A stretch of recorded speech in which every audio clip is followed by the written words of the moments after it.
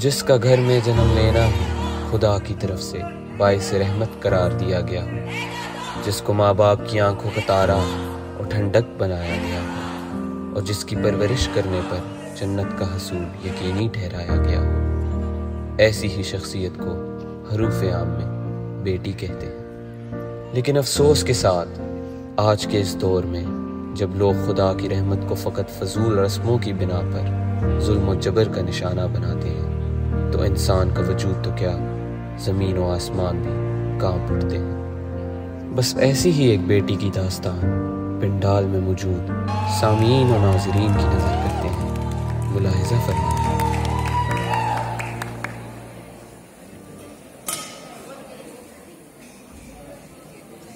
इस लड़की कोई काम तो ढंग से कर लिया कर, कल वही नहीं की। जिस घर का खाना खाती है तू उसी के बर्तन धो रही है। ये जो तेरी जुल्फें लटक रही है ना, ये सब इन्हीं का कसूर है। वो ये क्या टर लगाई हुई है, वही अंदर जाकर देख उसको। तेरे हाथ में रुक गए कुर्बानों भी मैं। सलाम साईं, सलाम साईं, सलाम साईं, सलाम। वालेकुम सलाम। आ गया तू फजल? जी साईं, जी साईं। तू तो बड़ा खुश लग रहा है। जी साईं, साईं एक खुश खबर है साईं।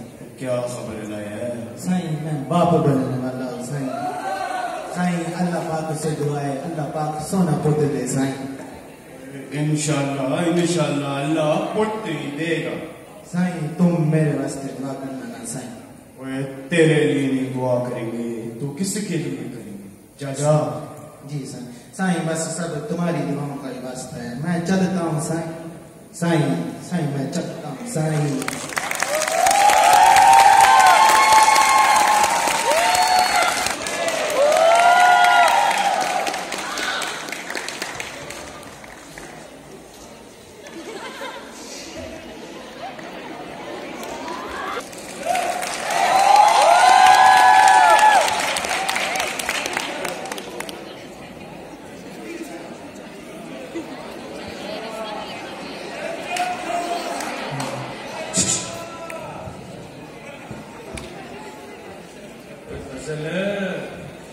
बात तो सुन। ओ यार साईं की तरफ जा रहा हूँ, देर हो रही है, मुझे जाना है। ओ बैठ जा, घर से साईं, साईं से घर बैठ दो बेटा हमारे पाए। फजल एक बात बता, भाई सुनने बेटी हुई है। ओए हाँ, ओए कोई काम की बात है ना, तुझे बता रहा हूँ साईं की तरफ जाना है, देर हो रही है भाई। काम की बात ही है, मुबारकबाद दे रहे हैं बेटी की। तो यार जाने। ओए मेरी बात सुन, नूर एक बात बता। देख बाप के आधे बाल तो तब भी सफेद हो जाते हैं जब उसके घर में कील पैदा होती है। बिल्कुल पत्ते की बात की है बख्शे, और ऊपर से इतनी बड़ी जिम्मेदारी है बेटी, और हम जैसे गरीबों के लिए। बस बस मैंने साईं की तरफ जाना है, मैं जा रहा हूँ। ओ आप तो जा, ये तो गुस्सा ही कर गए। बेटी जो हुई है।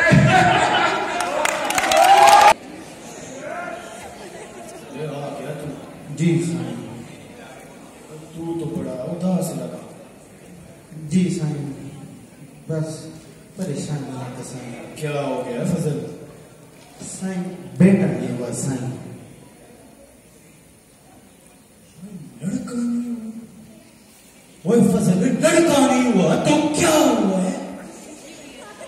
ओए लड़की पैदा की? साईं मेरा कसूर नहीं, उसे 26 औरत ने किया है। ओए ये बैठे बैठे वो क्या मुसीबत पल्ले बांध ली तूने? ओ बेटी संभाल सकता है तू? नहीं साईं। और तेरे पास उसको देने के लिए और कुछ है? ओए है फजल तेरे पास कुछ? साईं मैं तुम्हें बदनाम साईं, मेरे पास एक छोटा सा घर है बस। अरे बेवकूफ, वो घर उसको देगा तो कल अपने खसम को देगी, और तू ओए अपने हाथों से अपनी इज्जत भी गवाएगा और अपने सर से छत भी। ओए चाचा सोच उसके बारे में कुछ। लेकिन साईं बस।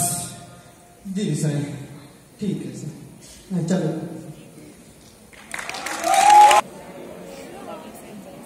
ए सुखी, सुखी फजल, क्या हुआ है तुम्हें? इतना परेशान क्यों है तुम? परेशान अंदर जा खाना लेकर आ। अच्छा अच्छा, लाती हूँ, लाती हूँ।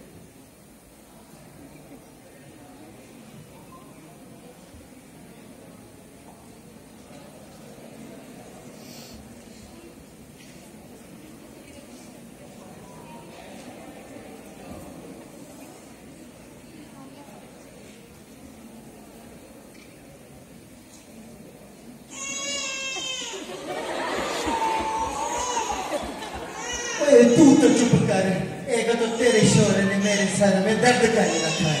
टर टर ए सुखी, ए चुप करवा इसको। यार सुन रहे बेटी, वो बेटी बता बेटी की मुबारकबाद होती है। कोई लड़की संभाल सकता है। माँ की आखिरी बात तो कभी से देने के लिए और कुछ है बेटी को बहुत बड़ी जिम्मेदारी होती है। तेरे लिए वो वाले जान बन जाए, इसका कुछ कर, कुछ कर इसका।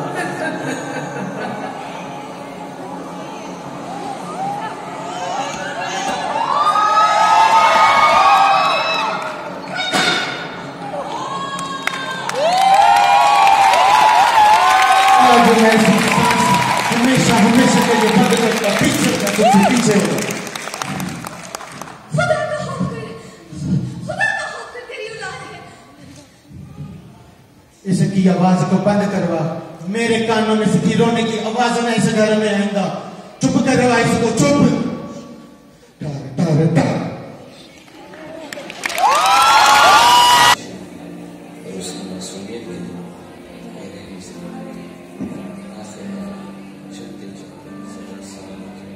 बाप और दीगर मुआशरे की जानिब से जुल्म और सितम का सिलसिला पन्नों की पैदाइश से शुरू हुआ और उसकी मासूमियत के दिनों को बेरहमी से निगल गया। आखिरकार चलते चलते 17 साल गुजर गए और फिर एक दिन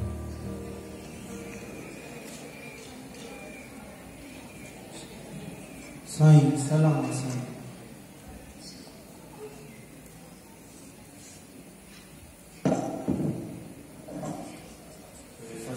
सही से दबा, क्यों न सोचो को? साईं एक परेशानी है साईं। ठीक है बता फजल। साईं मेरी बनो 17 साल की हो गई है साईं। हाँ तो फिर क्या हुआ? साईं कल उसकी शादी करनी है, उसने अपने घर जाना है, कुछ देना पड़ेगा उसको साईं। तो मैंने तो जब वो पैदा हुई थी वो तुझे कहा था, इससे कहा कुछ कर। वे फजल तूने किया, वो कुछ किया तूने। साईं मैं क्या करता उस वक्त साईं? वो तू अब कुछ और इसको देख साईं, तुमने कोई हल बताओ ना साईं। मेरे पास एक है जी साईं। इसकी हक बख्शी खुद पीछे साईं। हक बख्शिश? हाँ हाँ हक बख्शी लोग करते हैं। हमारे यहाँ बड़ी शादियां होती हैं। लड़की की शादी पाक से करा दे, ना विरासत का डर रहेगा, ना शादी की फिक्र, और तेरी लड़की तेरे पास ही रहेगी। लेकिन साईं पुराने पाक से शादी। वो अगर मगर न कर, ये काम कर और जिम्मेदारी अपने सर से उतार। साईं ने बस जी साईं जी ठीक है साईं, मैं चलता हूं साईं।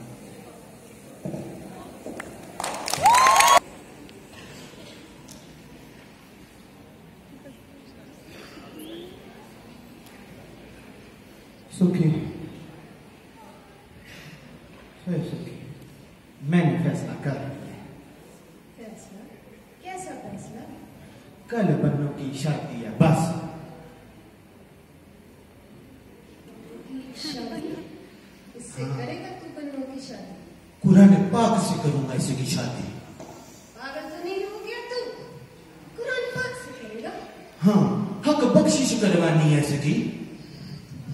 अम्मा, जब बेटियां बोझ लगने लग जाए ना, और उनका वजूद किसी गाली से कम ना हो, तो इंसान ऐसी ही बातें करता है, ऐसी ही चुप बातें करो भाई सखी। पन्नू, चुप कर। नहीं करूंगी मैं चुप अम्मा, नहीं करूंगी। पिछले 17 साल तूने जो कहा मैंने माना, तेरी हर बात मानी, लेकिन बस अब नहीं। बाप के आगे ऊंची आवाज से बात कर दिया, अंदर दफा हो। जवान बेटी तेरा हाथ उठाएगा, अंदर भेज इसको। चली जाती हूँ मैं अब्बा, चली जाती हूँ, मगर जिस कुरान से तू मेरी शादी कराना चाहता है ना, एक बार उसे खोल के पढ़ और देख कि बेटी का होना कितनी बड़ी नेमत है, नेमत। बेटी का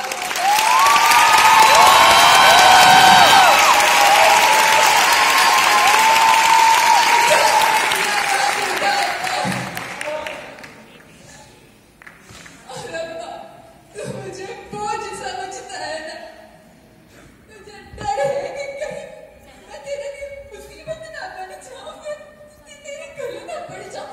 तू फिक्र ना कर अब्बा, वो जो रब है ना, उसने फरमाया है, ए बेटी तू जमीन में उतर, मैं तेरे माँ बाप की मदद करूंगा अब्बा।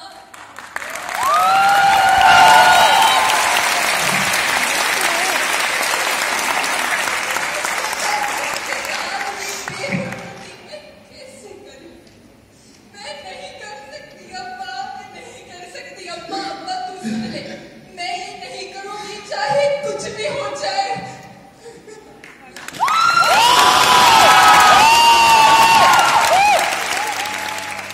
बन्नो हक बख्शी के लिए तो मना कर लेती है, मगर उसकी कही एक एक बात फजल के जहन पर गहरा असर डालती है और बन्नो की बातें अक्सर फजल को तंग करती रहती हैं। इस तरह कई कई रात फजल ठीक से सो नहीं पाता और आखिरकार उसको अपनी गलती का एहसास होता है।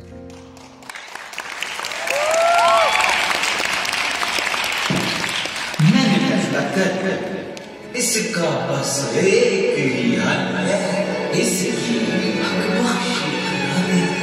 तुम पागल हो गए, कुरान से करेगा इसकी शादी।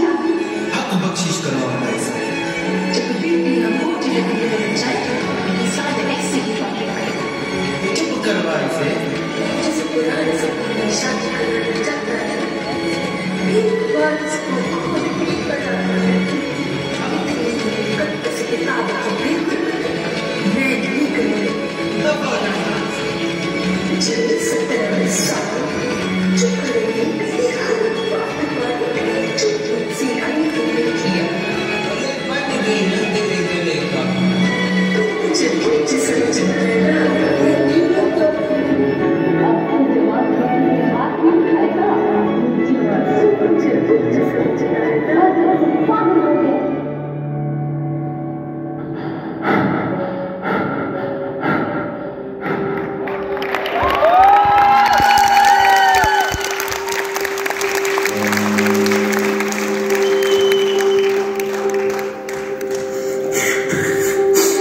मेरे रब, माफ कर दे मुझे मेरे मालिक, माफ कर दे। बंदों की बात का मेरे पास कोई जवाब नहीं है अल्लाह, उसकी बातें मुझे पागल कर नहीं।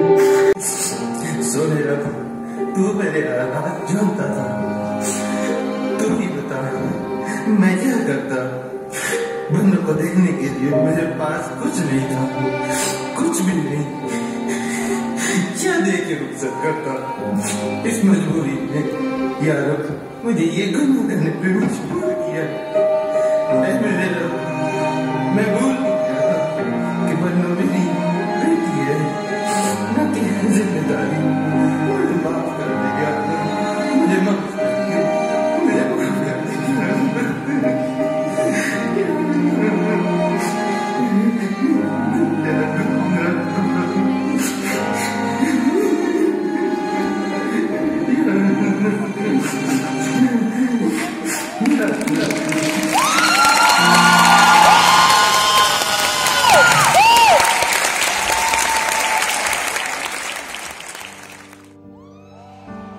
फिर ये तो हो ही नहीं सकता था कि कुरान के पुरअसर अल्फाज और कायनात के मालिक के फरमान किसी मुसलमान के पत्थर दिल को मौम न कर सके। और फिर ये हुआ कि बाप की मोहब्बत ज़माने के खौफ पे गालिब आ जाती है और फजल बन्नो को एक जिम्मेदारी नहीं बल्कि एक बेटी के तौर पे कबूल कर लेता है। कुछ दिनों के बाद बन्नो के लिए एक रिश्ता आता है। ज़माने का हमारा फजल जहेज़ देने के काबिल तो कभी था ही नहीं, मगर अपना घर गिरवी रखवा कर किसी न किसी तरह बेटी की शादी करा देता है। मगर ससुराल वाले जहेज़ ना देने पर बन्नो को पाँव की जूती से ज़्यादा कुछ नहीं समझते। ए बन्नो, कहाँ मर गई है तू? शादी को तेरे महीना हो गया, काम भी कर लिया कर। अम्मा, सारा दिन तो घर के काम करती रहती हूँ, कपड़े धोती हूँ, बर्तन धोती हूँ, सफाई करती हूँ। आप बताएं। और हाँ, तो तेरे बापू को कहा था ना कि तुझे जहेज दे दे ताकि तेरी जिंदगी भी आसान हो जाती और हमारी जिंदगी भी आसान हो जाती। एक तो अम्मा आपकी हर बात जहेज से शुरू होकर जहेज पे ही खत्म क्यों होती है? ये क्या तमाशा लगाया हुआ है? देख रफीक, इसे देख, जुम्मा जुम्मा 7 दिन नहीं हुए इसे जबान चलाती मेरे आगे। हाँ तो आपकी जबान कौन सा कब चलती है?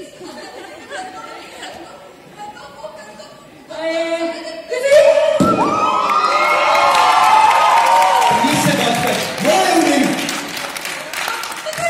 चुप, दबो अंदर।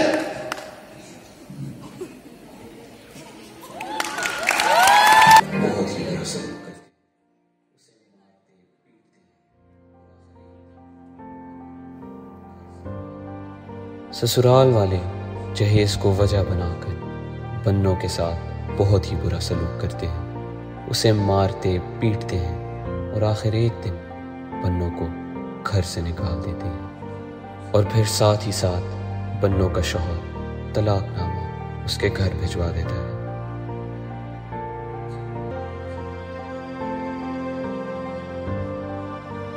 फजल पे दूसरी आफत तो तब टूटती है जब उसको दी गई बैंक की मुद्दत ख़त्म हो जाती है और बैंक वाले उसका घर कब्जे में लेने आ जाते हैं।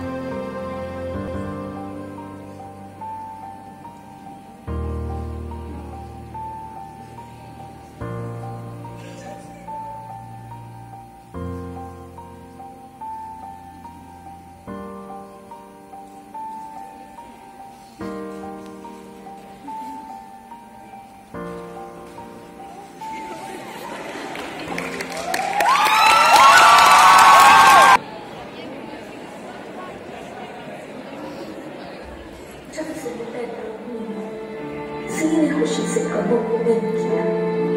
पहले बाप ने सर से उतारने की कोशिश की तो मैं कहीं इसकी विरासत न ले जाऊं अपने साथ। बाप ने अपने सारा दिया तो ससुराल वाले ने मुझे जहेज के साथ खोल लिया। और अगर मुझे तलाक मिले तो मैं अपने माँ बाप पर एक मुसीबत हूँ। कल बैंक वाले घर खाली करा देंगे और मेरी वजह से मेरे माँ बाप सब बेवा जाएंगे। या अल्लाह, कोई मुझे पैदा ही क्यों किया? मुझे जीने का कोई हक नहीं, मुझे जीने का कोई हक नहीं। शादी को तेरे महीना हो गया, बकवास बंद कर। कोई काम भी कर लिया कर। वक्त जुम्मा जुम्मा 7 दिन नहीं हुए इसे जबान चलाती मेरे आगे। तमीज से बात कर, माँ है वो मेरी।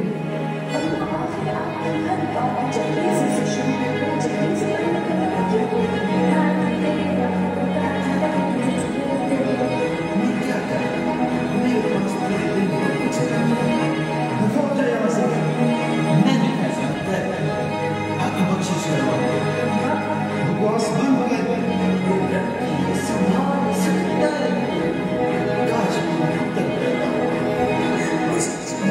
कोई हक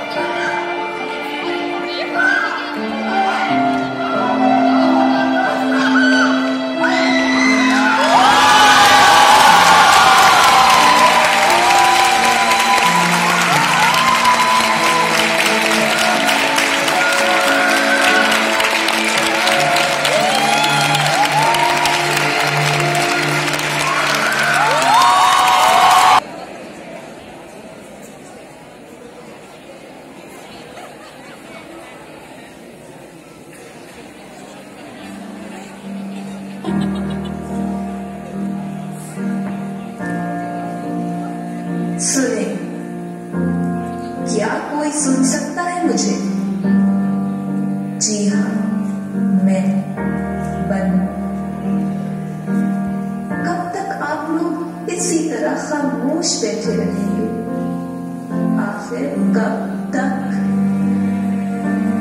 रस्मों की इस दलदल में फंसते हुए लोगों से मेरा आखिरी सवाल है कि क्या आप लोग जानते हैं कि पाकिस्तान उन 5 मुल्कों में शामिल है जहां औरतों का रहना मुश्किल है? पाकिस्तान में इस्लाम जैसे अजीम मजहब के होते हुए आखिर ऐसा क्यों है? वो मजहब जिसने औरत को सबसे ज्यादा इज्जत, हिफाजत और हकूक दिए, और आखिर में ये कि कब तक मेरी जैसी और बेटियों को बोझ समझा जाएगा? आखिर कब तक? हमें बहुत सी चीजें बदलने की जरूरत है, और इनमें सबसे पहली चीज हमारी सोच है। वरना हो सकता है कल ये सब आपकी बेटी के साथ हो। अगली लाश जो आपको लटकी हुई मिले,